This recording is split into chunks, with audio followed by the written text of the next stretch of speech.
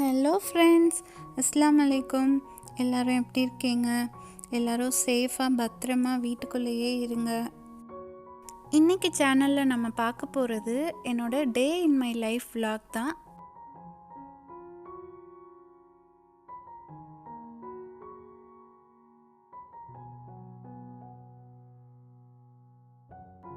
இன்றைக்கி மார்னிங் பிரேக்ஃபாஸ்ட்டுக்கு நம்ம ப்ரெட் உப்மா தான் பண்ண போகிறோம். அதுக்கு ஒரு பேனில் கொஞ்சம் எண்ணெய் ஊற்றிக்கோங்க, கொஞ்சமாக கடுகு போட்டுக்கோங்க. அதுக்கப்புறமா நம்ம நறுக்கி வச்சுருக்க வெங்காயம், பச்சை மிளகாய் ஆட் பண்ணிக்கோங்க. வெங்காயம் நல்லா கோல்டன் ப்ரௌன் வர வரைக்கும் நல்லா வதக்கிக்கோங்க. அப்புறம் அதில் ஒரு எக்கை உடச்சி ஊற்றிக்கணும். அப்புறம் தேவையான அளவு சால்ட் போட்டுக்கோங்க. இப்போ அந்த எக் நல்லா ஸ்க்ராம்பிள் ஆகுற வரைக்கும் ஃப்ரை பண்ணிகிட்டே இருங்க. எக் ஸ்க்ராம்பிள் ஆகி வந்ததுக்கப்புறமா நம்ம ஆல்ரெடி உதிர்த்து வச்சுருக்க ப்ரெட்டை இப்போ ஆட் பண்ணிக்கலாம். நான் இன்றைக்கி 4 ப்ரெட்டை நல்லா உதிர்த்து வச்சுருக்கேன். நம்ம ப்ரெட் ஆட் பண்ணதுக்கப்புறமா ஒரு 2 மினிட்ஸ் அப்படியே அதை லோ ஹீட்டில் ஃப்ரை பண்ணிக்கிட்டே இருக்கலாம். அப்போ தான் அந்த ஆனியனும் எக்கும் அந்த ப்ரெட் கூட நல்லா மிக்ஸ் ஆகி நமக்கு ஒரு நல்ல ஃப்ளேவர் கிடைக்கும். ஆக்சுவலி இன்றைக்கி நான் ப்ரௌன் ப்ரெட் யூஸ் பண்ணியிருக்கிறதுனால ஃபைனலாக ஒரு டீஸ்பூன் சுகர் ஆட் பண்ணுறேன் ஸ்வீட்னஸ்க்காக. இன்கேஸ் நீங்கள் ஒயிட் ப்ரெட் யூஸ் பண்ணுறீங்கன்னா அந்த சுகர் நீங்கள் ஆட் பண்ண வேணாம். ஃபைனலி நம்மளோட simple and tasty bread upma ready ஆயிடுச்சு.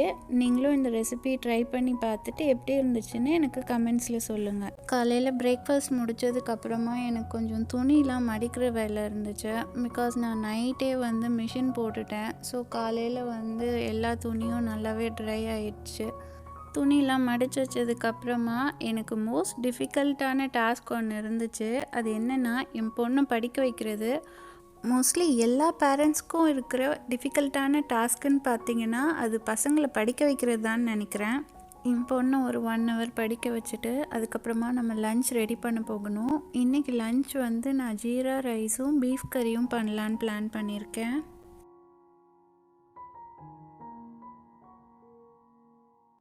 பீஃப் கறி பண்ணுறதுக்கு ஒரு பேனில் 2 டேபிள் ஸ்பூன் எண்ணெய் ஊற்றிக்கிட்டு அதில் பட்டை, கிராம்பு, ஏலக்காய், சீரகம் ஆட் பண்ணிக்கணும். அப்புறம் ஒரு 2 பெரிய வெங்காயத்தை நீல வாக்கில் கட் பண்ணி அதையும் ஆட் பண்ணிவிட்டு ஒரு 1 minute ஒரு லைட் கோல்டன் ப்ரௌன் வர வரைக்கும் சாட்டே பண்ணிகிட்டே இருக்கலாம். ஆனியன் ஃப்ரை ஆனதுக்கப்புறமா நம்ம ஒரு 2 டேபிள் ஸ்பூன் இஞ்சி பூண்டு பேஸ்ட் ஆட் பண்ணிக்கலாம். இஞ்சி பூண்டு பேஸ்ட்டில் இருக்கிற பச்சை வாசனை போகிற வரைக்கும் ஒரு 2 to 3 minutes அதையும் அந்த ஆயிலோடு ஃப்ரை பண்ணிகிட்டே இருக்கலாம். ஜென்ரலாகவே எல்லா விதமான நான்வெஜ்க்கும் நீங்கள் இஞ்சி பூண்டு பேஸ்ட் போடும்போது அதோட ஃப்ளேவரே டிஃப்ரெண்ட்டாக டேஸ்ட்டாக இருக்கும்.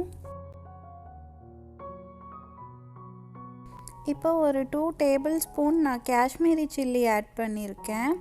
அதுக்கப்புறமா 1 டேபிள் ஸ்பூன் கரம் மசாலா, அப்புறம் 2 tablespoon coriander powder add பண்ணியிருக்கேன். உங்கள்கிட்ட நார்மல் சில்லி பவுடர் இருந்துச்சுன்னா நீங்கள் 1 டேபிள் ஸ்பூன் கூட ஆட் பண்ணிக்கலாம். இது காஷ்மீரி சில்லிங்கிறதுனால காரம் கம்மியாக இருக்கும், கலர் அதிகமாக இருக்கும். ஸோ அதனால் நான் 2 டேபிள் ஸ்பூன் ஆட் பண்ணியிருக்கேன். இப்போ அந்த பவுடர் எல்லாத்தையும் அந்த ஆயில்லையே ஒரு 1 minute ஃப்ரை பண்ணிக்கலாம். அதுக்கப்புறமா ஒரு பெரிய தக்காளியை கட் பண்ணி ஆட் பண்ணிக்கோங்க. ஒரு 1 minute எல்லாத்தையும் நல்லா மிக்ஸ் பண்ணி விட்டுக்கோங்க. அதுக்கப்புறம் நான் ஆல்ரெடி ஒரு 1/2 kg பீஃப் கழுவி வச்சுருக்கேன். அதை இப்போ ஆட் பண்ண போகிறேன். பீஃப் ஆட் பண்ணதுக்கப்புறமா அதையும் ஒரு 1 minute அந்த மசாலாவோடு நல்லா மிக்ஸ் பண்ணிவிட்டு அதுக்கப்புறம் நமக்கு தேவையான அளவு எவ்வளோ குவான்டிட்டி வேணுமோ அந்த அளவுக்கு தண்ணி ஊற்றிட்டு கொஞ்சம் உப்பு ஆட் பண்ணிக்கலாம்.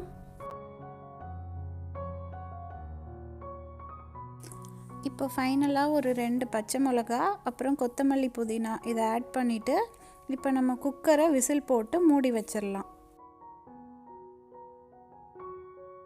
பீஃப் நல்லா சாஃப்டாக குக் ஆகுறதுக்கு நான் ஜென்ரலாகவே 8 விசில்ஸ் வைப்பேன். பீஃப் கறி குக் ஆகுறதுக்குள்ளே நம்ம ஜீரா ரைஸ் ரெடி பண்ணிடலாம். அதுக்கு ஒரு பேனில் 1 டேபிள் ஸ்பூன் கீ ஆட் பண்ணிவிட்டு 1 டேபிள் ஸ்பூன் ஆயில் ஆட் பண்ணிக்கலாம். இப்போது 1 பட்டை, 2 கிராம்பு, 2 ஏலக்காய், அப்புறம் 1 டீஸ்பூன் ஜீரகம் ஆட் பண்ணிக்கலாம். இது எல்லாமே நல்லா பொரிஞ்சதுக்கப்புறமா 1 tablespoon cashew nut add பண்ணிக்கலாம். இன்றைக்கி நான் 2 கப் பாஸ்மதி ரைஸ் ஆட் பண்ண போகிறேன். ஸோ நான் 3 கப் தண்ணி ஆட் பண்ணிக்கிறேன். 2 பச்சை மிளகா, அப்புறம் தேவையான அளவு சால்ட்டும் நம்ம இப்போது ஆட் பண்ணிக்கலாம். ஒன்ஸ் வாட்டர் நமக்கு நல்லா பாயில் ஆனதுக்கப்புறமா நம்ம ஆல்ரெடி சோக் பண்ணி வச்சுருக்க பாஸ்மதி ரைஸை நம்ம ஆட் பண்ணிக்கலாம். எல்லாத்தையும் ஒரு வாட்டி மிக்ஸ் பண்ணிவிட்டு அடுப்பை மீடியம் ஃப்ளேமில் வச்சுட்டு இப்போ நம்ம ஒரு லிட் போட்டு க்ளோஸ் பண்ணிடலாம். ரைஸ் குக் ஆகுறதுக்குள்ளே நம்மளோட பீஃப் கறி ஆல்ரெடி ரெடி ஆயிடுச்சு. அது எப்படி இருக்குன்னு வாங்க ஓப்பன் பண்ணி பார்க்கலாம். நம்மளோட பீஃப் குழம்பும் நல்லா சூப்பராக ரெடி ஆயிருச்சு. பை த டைம் நம்மளோட ஜீரா ரைஸும் நல்லா குக் ஆயிருச்சு. நல்லா உதிரியாக சாஃப்டாக ரைஸ் ரெடி ஆயிடுச்சு. ஃபஸ்ட்டு என் பொண்ணுக்கு சாப்பாடு ஊட்டி விட்டுட்டு அதுக்கப்புறம் நானும் என் ஹஸ்பண்டும் சாப்பிட்டோம். சாப்பிட்டு முடிச்சுட்டு திரும்பவும் ஒரு 1 hour என் பொண்ணை உட்காந்து படிக்க வச்சேன். காலையில் அசெண்டிங் ஆர்டர் முடித்தாச்சு. ஸோ இப்போ டிசெண்டிங் ஆர்டர் எழுதிட்டு இருந்தா. என்னதான் ஆன்லைன் கிளாஸ்னு வீட்டில் படித்தாலும் ஸ்கூலுக்கு போய் மற்ற சில்ட்ரன்ஸோடு படிக்கும்போது தான் பிள்ளைங்களுக்கு படிக்கிறதுலே இன்ட்ரெஸ்ட் அதிகமாக இருக்கும். இன்ஷா அல்லாஹ் இப்போ இருக்கிற சுச்சுவேஷன் சீக்கிரமே மாறி எல்லாமே பேக் டு நார்மல் ஆகணும். அதுதான் எல்லாருமே இறைவன்கிட்ட துவா கேட்டுட்ருக்கோம். இதுதான் எங்கள் வீட்டோட out side view.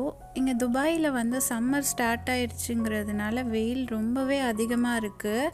Around 41 degree இருக்குது.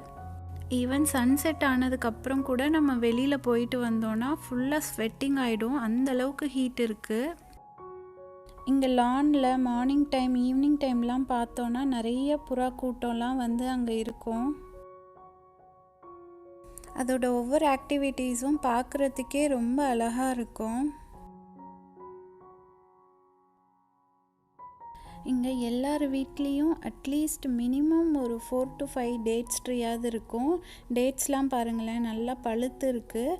அதில் டஸ்ட்டு படக்கூடாதுன்றதுக்காக கவர் போட்டு வச்சுருக்காங்க.